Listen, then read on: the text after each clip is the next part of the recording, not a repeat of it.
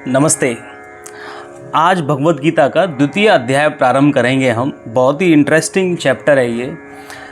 देखिए, आपको याद होगा कि प्रथम चैप्टर में जब हमने कंप्लीट किया तो हमने पाया था कि उसने नटशेल में कहें तो अर्जुन ने श्री कृष्ण से ये 4 तरह के ये तर्क प्रस्तुत किए। भाई, मुझे ये युद्ध लड़ना है, ठीक नहीं लग रहा था उसको, तो उसने 4 आर्ग्यूमेंट्स रखे मेन, यदि हम उनको नटशेल में निकालें। पहला कि भाई ऐसा युद्ध हम लड़ेंगे तो सनातन धर्म नष्ट हो जाएगा, गलत है ये युद्ध नहीं लड़ना है। दूसरा, वर्णसंकर उत्पन्न होगा। तीसरा, पिंडोदक क्रिया लुप्त हो जाएगी। भाई, हम श्राद्ध करते हैं ना अपने पूर्वजों का, जब हमारे सब पुरुष जो हैं सारे के सारे इस युद्ध में मारे जाएंगे, स्त्रियां बचेंगी। स्त्रियों कैसे जीवन जिएंगी, या कोई दूसरा राजा कोई कहीं कैसे क्या होगा उनका, तो हमारे वो बच्चे कोई और होंगे उनके, तो हमारे पूर्वजों को श्राद्ध करने वाला कौन होगा? पिंडोदक क्रिया लुप्त हो जाएगी। और हम लोग कुल 6, मतलब कुल का 6 हो गया पूरा, तो महान पाप करने को उद्यत हुए, ऐसा कहा है। देखो, एक चीज़ आप समझिए, ये जैसे उन्होंने 4 तर्क दिए इस तरह के, ये जो भगवत गीता है ना, ये किन लोगों के लिए पहले पता है आपको? ये बेवकूफ़ों के लिए नहीं है, जो बिल्कुल ही संसार में आकंठ डूबे हुए हैं उनके लिए नहीं है। ये सो कॉल्ड बुद्धिजीवियों के लिए है। बुद्धिजीवी भी कैसे? जो बहुत ज़्यादा ये परवाह करते हैं कि मैं किसी का गलत ना कर दूं, मतलब ओवर कॉन्शियस लोग जो हैं, या दूसरी लैंग्वेज में कहें वो ज़रूरत से ज़्यादा अच्छे लोग हैं। ज़रूरत से ज़्यादा जो अच्छे लोग हैं उन लोगों के लिए है ये। देखो, मोह में तो वही पड़ा था। क्या कहता है धृतराष्ट्र? कहता है भाई मेरे और पांडु के पुत्रों के बीच में युद्ध में क्या हो ये बताइए। मतलब वो उनको अपना नहीं मानता। और अर्जुन की समस्या क्या है? अर्जुन उनको भी अपना ही मानना है बराबर ही। भाई वो युद्ध में हम जीत भी जाएं तो क्या होगा? भाई हमारे परिवारजन जब ये लोग नहीं रहेंगे तो फिर हम ये जीत का जश्न किसके लिए, ये खुशी किसके लिए? तो इसका कोई मतलब नहीं। मतलब वो अपने को अपना मानता, दूसरों को अपना नहीं। वो दूसरों को भी अपना ही मान रहा है। मतलब मेरे परिवार के ही लोग हैं, मेरे ही गुरु हैं, तो मैं क्या फ़ायदा? और ये सब देखो, मतलब ज्ञान। दूसरा, वो बड़ा ज्ञानी है, उसने बहुत सारे वेद पढ़ रखे हैं, ग्रंथ पढ़ रखे हैं, शिक्षाएं ली हैं, उसके हिसाब से वो तर्क बनाता है। ऐसा करने से ये होगा, पिंडोदक क्रिया लुप्त होगी, ये होगी, वो होगी, इस तरह की। मतलब एक ज्ञानी, मतलब ज्ञानवान, मतलब ज्ञान शब्द का यदि मैं यूज़ कर रहा हूँ इस पॉइंट ऑफ व्यू से, ज्ञान का अर्थ तो ईश्वर प्राप्ति होता है। मतलब तरह तरह की विद्याएं और उसने नॉलेज ली हुई है उसने। ऐसे लोगों के लिए भगवत गीता है। अब आप ध्यान से सुना इस बात को। ऐसे लोगों के लिए बहुत सारे, आप और हम भी उस तरह के लोग हो सकते हैं, जो हम पाते हम अच्छे नहीं, हम मतलब ज़रूरत से ज़्यादा अच्छे हो सकते हैं, जो दूसरों के साथ ये गलत तो नहीं हुआ, ये उचित है, अनुचित है, ऐसा सोचने वाले, जो अपने ज्ञान के आधार पर जो उनको अभी तक अर्जित किया है, अलग अलग ग्रंथों से, अलग अलग शिक्षाओं से, उसके तराजू में तोलकर वो बड़े परेशान अवसाद से में रहते हैं, डिप्रेशन में रहते हैं। अर्जुन जैसे लोग, उनकी समस्याओं का समाधान के लिए यहाँ एक गुरु, भगवान ईश्वर मार्गदर्शन करते हैं अर्जुन का। तो अब इस द्वितीय अध्याय में संजय जो है, संजय बताइए, आपको जो धृतराष्ट्र को सुना रहे हैं, वो कहते हैं कि सब तम तथा कृपयाविष्टम अश्रुपूर्णा कुलेक्षणम विषीदंत मिदम वाक्यम उवाच मधुसूदन। वैसी कायरता से व्याप्त हुए। भाई युद्ध की दृष्टिकोण से युद्ध नहीं लड़ रहा तो कायर है एक तरह से अर्जुन। उस अर्जुन के प्रति जो कि विषाद कर रहे हैं। कौन कर रहे हैं? अर्जुन विषाद कर रहे हैं, युद्ध नहीं लड़ूंगा। आंसुओं के कारण जिनके नेत्रों की देखने की शक्ति अवरुद्ध हो गई है। किसकी? अर्जुन की। आंसू भर गए आंखों में। भगवान मधुसूदन यह वचन बोले, अर्जुन के प्रति उन्होंने अब ये वचन कहा। अब तक तो पहले चैप्टर में कौन बोल रहे थे? अर्जुन बोले थे। अब भगवान श्री कृष्ण बोलेंगे। अब ध्यान से सुने, उनके वाक्य शुरू हो रहे हैं। कुतस्त्वा कश्मलमिदं विस्मय समुपस्थितम अनार्यजुष्टम स्वर्गम्य कीर्ति कर्म अर्जुन। दूसरा श्लोक है ये। वो कहते हैं, हे अर्जुन, इस विषम अवसर पर तुम्हें यह कायरता कहाँ से प्राप्त हुई? विषम अवसर पर मतलब इस तरह की जो बातें कर रहे हो, तुम्हारे हिसाब से ज्ञान की बातें, तो तर्क की बातें हैं, ये कहाँ हो तुम इस समय? तुम अपने कर्तव्य कर्म को करने आए हो, अपना पेपर देने जाओ और वहां तुम ऐसी बात करो कि पेपर को ठीक से ना देने की, पेपर ना देने की ऐसी बात करो कोई एक विद्यार्थी के लिए। क्रिकेट में T20 का फाइनल, T20 का वर्ल्ड कप होने वाला हो और वहाँ पर ये बात करे प्लेयर हमारा, कोई विराट कोहली कहे, इसकी बॉल पर देखिए मैं शॉट नहीं मारूंगा, क्योंकि मैं जब IPL में खेलता हूँ ना, इसने मुझे इतना सपोर्ट किया है, इस बॉलर ने मुझे, मेरी बैटिंग को ही धारदार इसने बनाया है और इसके एहसानों को भूल नहीं सकता मैं मुझे 4 बॉल पर 10 रन बनाने, इसकी बॉल पर नहीं पीट सकता। ये क्या कहोगे तुम उसको? ये कहो ना, इस विषम स्तर पर तेरा ये क्या हो गया, ऐसी कहोगे ना उससे। यहाँ युद्ध लड़ रहे हो भाई, ये तुम्हारा ओपोनेंट है, वहाँ तुम्हारा एक टीम मेंबर होगा तुम्हारा, ये बहुत अच्छा साथ दिया, वट एवर, मतलब आई टुक वन एग्जाम्पल। तो ये इस विषम अवसर पर तुम्हें ये कायरता कहाँ से प्राप्त हुई, जिसका कि श्रेष्ठ पुरुष सेवन नहीं करते? श्रेष्ठ पुरुष इसका सेवन नहीं, ऐसा नहीं करते हैं। ये स्वर्ग को देने वाली नहीं है भाई। आम तौर की भाषा में अपने यहाँ इंडिया में ये लोग बोलते हैं वहाँ पे स्वर्ग मिलेगा, ऐसे कहते हैं ना। तो स्वर्ग को देने वाला नहीं है और ना ही कीर्ति को देने वाला, ना तेरा इससे कोई यश बढ़ेगा, तेरा नाम होगा क्या इस तरह से? ऐसा यदि विराट कोहली कहे तो क्या उसकी इंडिया में लोग क्या कहेंगे, यार देखो मतलब ह्यूमन बीइंग बहुत अच्छा है, तो कितना सोचता है, देखो उसके लिए, उसने उसके लिए अच्छा किया, इसलिए देखो वो उसकी बॉल पे देखो ये रन नहीं बना रहा है और वर्ल्ड कप का फाइनल हरवा दे। बताओ, मैंने एग्जाम्पल लिया है, गलत है ना? ये बात है। बाकी स्वर्ग कोई इंपॉर्टेंस नहीं है, ना तो अर्जुन के लिए, आगे चल के तुम्हें पता चलेगा, और श्री कृष्ण भी, कोई स्वर्ग can not be the aim of this person जो इस मार्ग पर चल रहा है। स्वर्ग बहुत छोटी चीज़ है उनके लिए। क्लैब्यम मा स्म गम पार्थ न तत्त्वयुपपद्यते क्षुद्रम हृदय दौर्बल्यम त्यक्त्वो तिष्ठ परंतप। हे प्रथानंदन अर्जुन, इस नपुंसकता को मत प्राप्त हो। जो काम जो करना हो वो काम ना करे, वो नपुंसक है, कहने का मतलब। क्योंकि तुम्हारे में यह उचित नहीं है भाई। किसी और से ऐसी बात एक्सपेक्ट कर सकते थे, भाई तू अच्छा व्यक्ति है, ज्ञानवान है।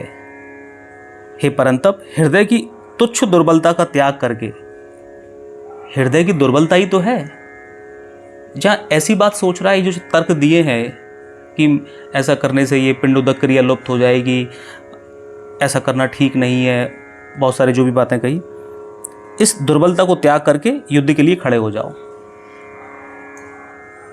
आपका जो कर्म है उस कर्म को करो, दुर्बलता को छोड़ दो। जैसे मैंने अभी एग्जाम्पल लिया, उसमें वीकनेस थी ना उसकी, प्लेयर की। अब अगला अर्जुन कहता है, देखो इतनी बात कहने पर अर्जुन, आप सुन रहे हैं, अर्जुन एग्री नहीं किया, इतनी जल्दी एग्री करने वाला नहीं है वो, क्योंकि वो ज्ञानवान व्यक्ति है, उसके तर्क हैं।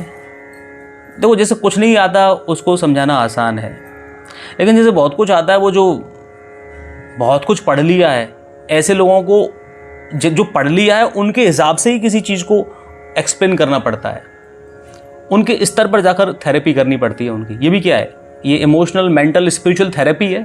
ये जो कर रहे हैं कौन? भगवान श्री कृष्ण कर रहे हैं, उसकी थेरेपी कर रहे हैं भाई। उसको जो लॉजिक है उस लॉजिक पर आकर वार कर रहे हैं भाई। जब तक तुम मेरी बात नहीं मानोगे, जब तक मैं तुम्हारी स्तर पर, जिस स्तर पर तुम सोचते हो वहां पर आकर तुम्हारी समस्या का समाधान नहीं करूं, तब तक तुम्हारे लिए वो थेरेपी हुई नहीं ना भाई। कोई प्रिंसिपल अपने आप में एक अच्छा प्रिंसिपल हो सकता है। प्रिंसिपल मतलब मैं स्कूल के प्रिंसिपल की बात नहीं कर रहा, एक सिद्धांत जैसे कहते हैं भाई। तुम्हारी किताब है, कोई मान लो पढ़ते हो, बुक में सब कुछ लिख रही है, लेकिन कहते हैं ना ये टीचर अच्छा पढ़ाते हैं, इनका समझ में आता है भाई। इस चैनल पर देखा, ये कितना अच्छा एक्सप्लेन करते हैं, है ना। कोई फिजिक्स वाला से पढ़ता है, कोई एलन की कोचिंग से पढ़ता है, कोई अपनी स्कूल की कोचिंग से पढ़ता है, कोई खान सर से टॉपिक पढ़ता है। इन्होंने ऐसा बढ़िया बताया, ये समझ में आ गया भाई। उस स्तर पे आके उस बात को सॉल्व कर दिया ना, तो वहाँ से बात समझ में आती है। इसलिए उस ज्ञान व्यान अर्जुन को उसी के स्तर पर आकर कृष्ण समझाएंगे उसको, तो बात समझ में बैठेगी, तभी तो मानेगा। अंदर से माने कोई, तभी तो बात है, वही तत्व है। तो अर्जुन अब बोलता है इसके बाद में, कथम भीष्म महम संख्यम द्रोणम च मधुसूदन इशुभि प्रति योत्यामी पूजारहा वरिसूदन। हे मधुसूदन, अर्जुन श्री कृष्ण को कह रहे हैं, मैं रणभूमि में भीष्म और द्रोण के साथ बाणों से कैसे युद्ध करूं। भीष्म पितामह है मेरे वो, और द्रोण मेरे गुरु हैं, क्योंकि हे हरिसूदन ये दोनों ही पूजा के योग्य हैं। वो वाली बात आ गई। विराट कोहली का एग्जाम्पल मैंने लिया फॉर एग्जाम्पल, या कोई और भी ऐसे हो, वो तो पूजा के योग्य है। मान लो मेरे गुरु रहे, मान लो कोई उसको तो मैं गुरु मानता हूँ, इसकी बॉल पर कैसे छक्का मार दूँ। अरे भैया तू तेरा अपोनेंट टीम में है, वो तू गुरु मानता होगा उन बॉलर को, पूछता होगा, लेकिन यहाँ तो नहीं है ना, यहाँ तो खेलना पड़ेगा। गुरु न हत्वा ही महानुभावान श्रेयो भोक्तुम भैक्ष्यमपि लोके हत्वार्थ कामास्तु गुरु ही निहैव भुंजीय भोगान रुधिर प्रदिग्धान। महानुभाव गुरुजनों को ना मारकर, कौन कह रहे हैं, अर्जुन कह रहे हैं, इस लोक में मैं भिक्षा का अन्न खाना भी श्रेष्ठ समझता हूँ। भीख से अपना काम चला लूँगा मैं, गुरुओं को नहीं मारूंगा। लॉजिक, ज्ञान, क्योंकि ज्ञानवान व्यक्ति है ना, तर्कों से बहुत ज़्यादा, मतलब जरों से ज़्यादा अच्छे लोग, लेकिन इनका कोई अप्रिशिएट कर सकता है उनकी इन बातों को, क्योंकि गुरुजनों को मारकर यहाँ रक्त से सने हुए तथा धन की कामना की मुख्यता वाले भोगों को ही तो भोगूंगा। इनको मार दूंगा, राज्य मिलेगा मुझे, भोग मिलेंगे, यही तो मिलेंगे मुझे नहीं चाहिए, मुझे नहीं चाहिए। मेरे तो गुरु हैं, मैं इनकी बॉल पर छक्का नहीं मारूंगा, चौका नहीं मारूंगा, मैं नहीं खेलूंगा, मेरे तो हाथ से बैट छूटा जा रहा है। बात कहीं मतलब लॉजिकल लगती है, लेकिन ज्ञानवान व्यक्ति भाई वो मान लो कहे भी ऐसे, तो क्या लगेगा, ये व्यक्ति अंदर से मतलब है तो अच्छा है, ये ऐसा सोचता है, लेकिन इस जगह पर ही गलत सोच रहा है, इसलिए अपने कर्तव्य पद से हट रहा है। ना चैतु धिन कर तरन्यो गरियो यदा यद्या जयेम यदि वा नो जयेयु यानेव हत्वा न जिजी विषाम अस्ते अवस्थिता प्रमुखे धार्त राष्ट्र। यह भी नहीं जानते, अब बड़ा इंटरेस्टिंग है ये वाला श्लोक, बड़ा इंटरेस्टिंग है। अब देखो आप, यह भी नहीं जानते हम कि हम लोगों के लिए युद्ध करना और ना करना, इन दोनों में से कौन सा अत्यंत श्रेष्ठ है। मतलब ये मानता है कि भाई मैंने इतने सारे तर्क दिए, पर युद्ध करना चाहिए कि नहीं करना चाहिए, कंफ्यूज। दूसरा डाउट कह रहा है, दोनों में से कौन सा अत्यंत श्रेष्ठ है, ये श्रेष्ठ है या हम श्रेष्ठ हैं, ये भी नहीं पता। तीसरा, हम उन्हें जीतेंगे या वे हमें जीतेंगे, ये भी नहीं पता। जिनको मारकर हम जीना भी नहीं चाहते, इनको मारकर हम जिएंगे, धृतराष्ट्र के इन पुत्रों को, इन संबंधियों को, ये संबंधी हमारे सामने खड़े हैं। 4 डाउट रख दिए। अब बताओ, गुरुओं को मारूं ये तो पाप में लगेगा ही। दूसरा भाई हमें ये भी नहीं मालूम कि भाई हमें लड़ना चाहिए नहीं लड़ना चाहिए। भाई युद्ध किससे कह रहे हैं? नहीं अर्जुन कह रहा है कृष्ण से। भाई अपने को तो ये भी नहीं मालूम लड़ना, मैं तुझे नहीं मालूम यार। वो उनको तो देखो भाई, वो तो भगवान है श्री कृष्ण, उनको मतलब अभी इस बात से तो ऐसा लग रहा है कि वो पूरा ट्रस्ट नहीं आया उसको, अभी भगवान में पूरा ट्रस्ट नहीं आया कि करना चाहिए नहीं करना चाहिए। और हम बेस्ट हैं या ये बेस्ट हैं, कौरव या हम बेस्ट हैं, या हम पांडव बेस्ट हैं या कौरव बेस्ट हैं, या ये जीतेंगे या हम जीतेंगे। अरे भैया हम जीत भी जाएं इनको मार कर, तो हम तो चाहते ही नहीं है इनको हम मार कर हम जीत जाएं, हम तो चाहते भी नहीं है। कौन? अर्जुन कह रहा है हम चाहते भी नहीं है। कार्पण्य दोषोपहत स्वभाव प्रच्छामि त्वाम धर्म सम्मूढ़ चेता यच्छेस्या निश्चितम ब्रूहि तन्मे शिष्यस्तेहम शादी माँ त्वाम प्रपन्नम। कायरता। अब देखो यहाँ पर थोड़ा इतनी बात कही है, पर वो तभी तो ये कहते हैं ना, अच्छे जरूर से ज़्यादा अच्छे लोग जो होते हैं इस तरह से, लेकिन अल्टीमेटली है तो he is a good person Arjun. लेकिन वो अच्छा होने के बावजूद भी वो मोहित हो गया। मैंने मोहित का एग्जाम्पल कई बार मैं अपनी बताता हूँ ना, मोह का मतलब क्या होता है, मोहित हो जाना। अपने जो एक मार्ग होना चाहिए ईश्वर के प्रति समर्पण वाला, केवल उनके लिए काम करना, उसी एक आनंद में बने रहना, उससे भटक जाना, वही मोह है। तो वो मोहित हो गया था। तो कहता है कि कायरता रूप दोष से तिरस्कृत स्वभाव वाला हूं मैं इस समय। कायरता का दोष लगा हुआ है इसमें।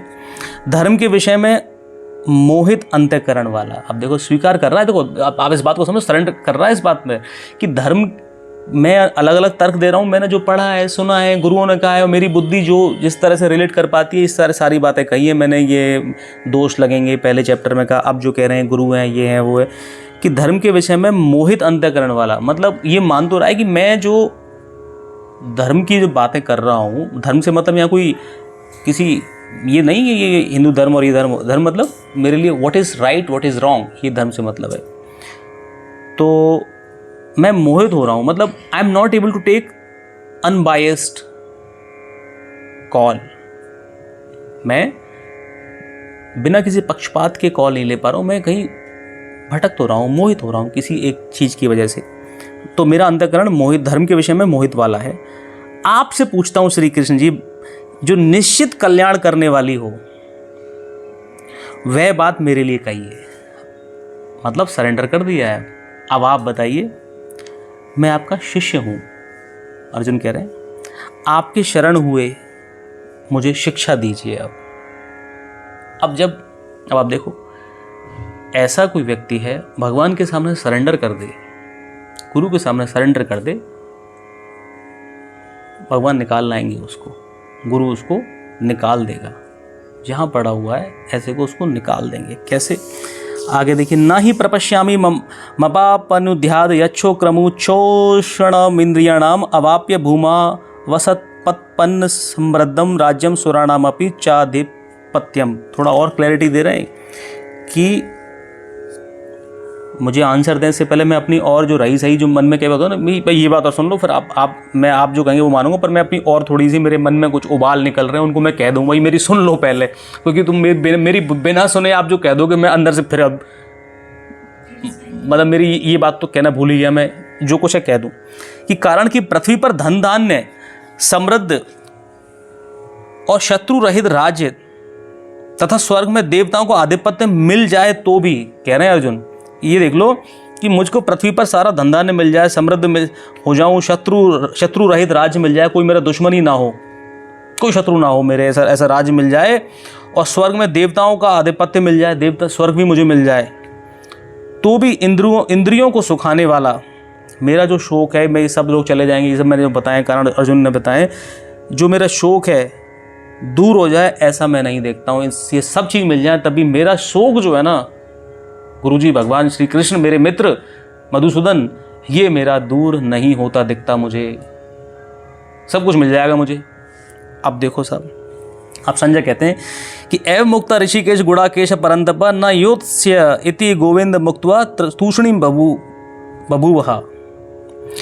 हे शत्रु तपन धृतराष्ट्र, कौन कह रहे हैं? संजय कह रहे हैं, ऐसा कहकर निद्रा को जीतने वाले अर्जुन, नींद को जीतने वाला, बड़े अच्छे गुण तो थे अर्जुन के अंदर, अंतर्यामी भगवान गोविंद से क्या बोले?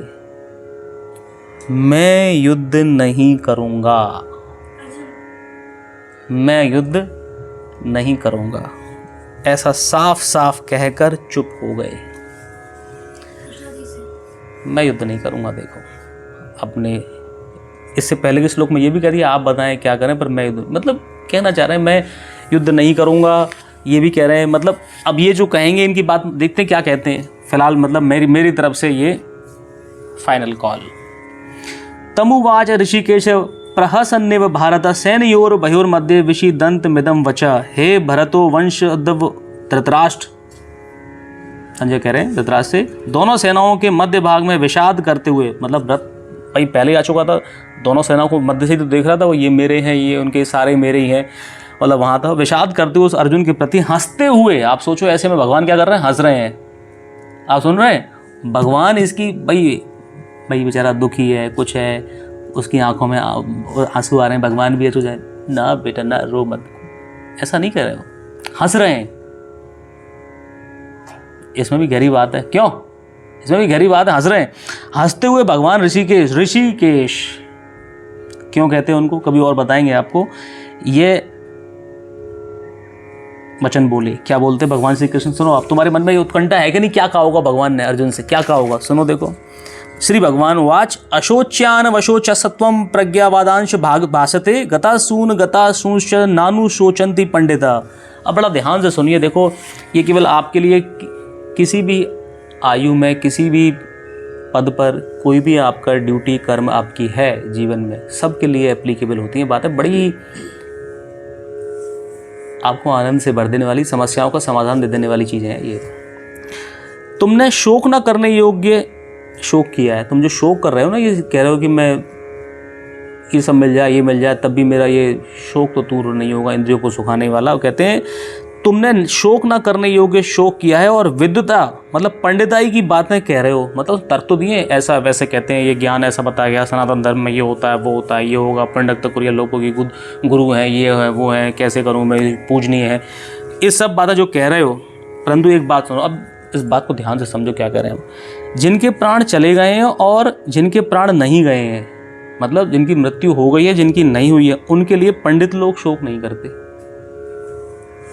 पंडित से मतलब किसी जाति से मतलब नहीं है। पंडित मतलब जो विद्वान है, जो ज्ञान समझता है सही फॉर्म में, उसकी वस्तु स्थिति में, उन लोगों के लिए शोक नहीं करते। ये बात तो मैं बड़ी अजीब सी लग रही है। जिनकी मृत्यु हो गई है, जिनकी नहीं हुई है, ये मृत्यु युद्ध में खड़े, ये जा सकते हैं, इनके प्रति शोक नहीं करें कोई, ये कैसे संभव है? क्या कहना चाहते हैं श्री कृष्ण? कहना क्या चाहते हैं? वो पंडित से नहीं है जो हवन वगैरह कराते हैं यज्ञ। पंडित से मतलब यहाँ पर है जो विद्वान है, जो ज्ञाता है, योगी है, ज्ञाता है, मतलब जिसको सब ईश्वर और इस सृष्टि को समझता है, ईश्वर कैसे स्थित है, ईश्वर कहाँ है, कैसे काम करता है, क्या कर्तव्य है हमारा, ईश्वर कैसे काम करता है, मतलब क्यों है हम, क्यों जीवन है, क्या है होता है, मतलब इन सब चीज़ों का जो विद्वान हो गया है ना, जिसको अब कुछ और जानना बाकी नहीं रहा है इस यूनिवर्स में, कहने का मतलब वो पंडित है। समझ रहे हैं आप? समझ रहे हैं मेरी बात? तो पंडित लोग ऐसा शोक नहीं करते हैं, पर आमजन तो शोक करता है ऐसा। जिसकी मृत्यु हो गई है या जिनकी नहीं हुई है, प्राण नहीं, उनके लिए शोक नहीं करते। वो कहते हैं पंडित। तो तुम्हारे मन में प्रश्न आएगा तो भैया पंडित भैया होता कैसा है, भैया ऐसा पंडित कौन है, क्या है और ये क्यों है, क्या मामला क्या है, फिर क्या शोक नहीं करता तो क्या करता है? मन में प्रश्न तो आएगा नहीं आएगा? लॉजिक क्या है ये, क्या मामला क्या है, माजरा क्या है ये? अब ध्यान से सुनो इस बात को, तुम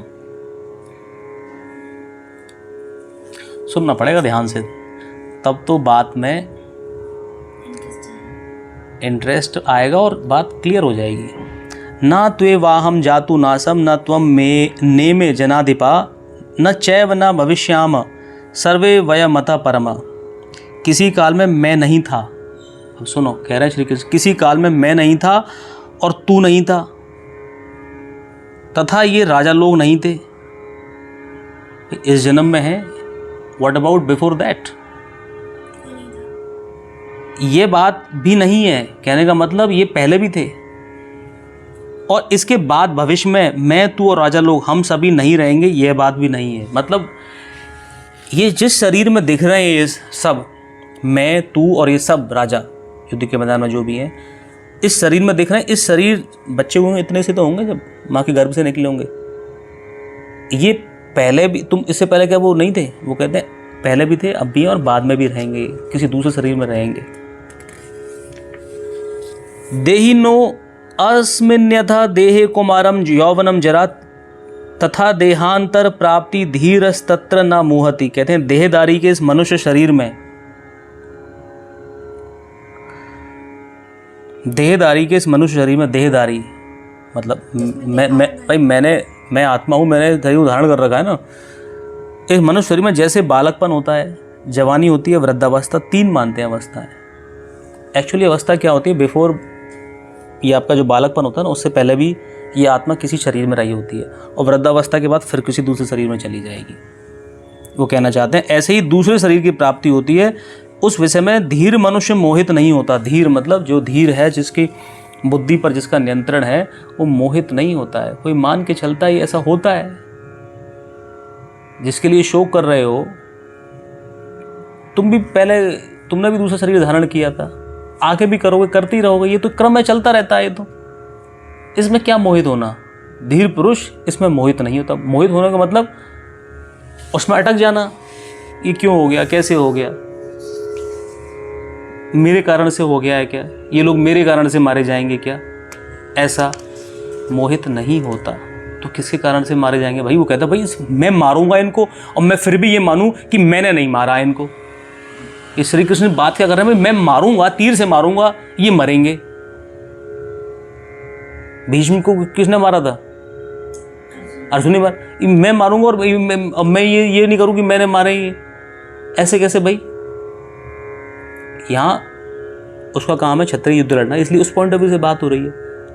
हर व्यक्ति का अलग कर्तव्य कर्म है। इसी तरह से वो सोचता है ना मेरे से गलत हो गया, अच्छा नहीं हो, क्या सोचता है ना गलती हुई मेरे से, मैंने गलत कर दिया, गलत कह दिया, गलत कर दिया, उसके साथ कर दिया, ऐसे सोचते हैं, क्या करते हैं। उस पॉइंट ऑफ व्यू से जो अच्छे लोग हैं उनकी ज़्यादा, मतलब वैसे तो अच्छे हैं, हम सोचते हैं ऐसा, बहुत ज़्यादा सोचते रहते हैं। तो अगले श्लोक में देखो क्या कहते हैं, मात्रा स्पर्शास्तु कौन्तेय शीतोष्ण सुख दुखदा आगमा पायिनो अनित्य स्थांस्ति क्षस्व भारत। तुम मेरे साथ यदि ढंग से बने हुए ना, जो भी श्रोतागण सुन रहे हैं, बहुत तत्व की बात निकलने वाली है। तुम्हारी आज के और भविष्य की बहुत सारी समस्याओं का समाधान निकल जाएगा इसमें। वो कहते हैं हे कुंती नंदन, अर्जुन से कह रहे हैं श्री कृष्ण, इंद्रियों के विषय जड़ पदार्थ, मतलब हम जो भाई इंद्रियों को क्या मानते हैं यहाँ पर? इंद्रिय मतलब आँख, कान, नाक, त्वचा, जिह्वा, स्पर्श, त्वचा, ये 5 होती है ना, 5 सुनना, कांच, 5 ज्ञान इंद्रियाँ होती हैं, और छठा मन भी है, उसको भी इंद्रिय मान लेते हैं इन डिस्कशंस के पॉइंट ऑफ व्यू से। मतलब तो ये मन जो सोचता है उस तरह से भी। तो एक बार पॉज कर दो। तो ये जो मन भी जो है ये छठा इंद्रिय है ना, 5 ज्ञान इंद्रिय। तो कहते हैं कि भाई हे कुंती नंदन, इंद्रियों के विषय जो है ना, ये 5 इंद्रिय और मन जो है, तो शीत और उष्ण मतलब गर्मी और सर्दी, अनुकूलता और प्रतिकूलता के द्वारा सुख और दुख देने वाले हैं। मतलब जैसे आपको लगता है ना बाहर सर्दी हो गई, गर्मी हो गई, अच्छा लग रहा है, बुरा लग रहा है, ये सुख देने वाले हैं और आने जाने वाले हैं, अनित्य है, मतलब कभी आते हैं कभी जाते हैं। कभी ऐसा लगता है भैया मौसम अच्छा लग रहा है, अच्छा लग रहा है, बहुत गर्मी पड़ रही है, उमस हो रही है, अरे साहब बारिश के बाद ये तो हालत ख़राब हो गई, बहुत सर्दी पड़ रही है, बारिश इतनी हो गई, इतनी बारिश हो गई इस बार, इतनी बारिश की क्या जरूरत थी, बाढ़ सी आ गई है, समस्या हो गई है, सूर्य के दर्शन नहीं हो रहे हैं।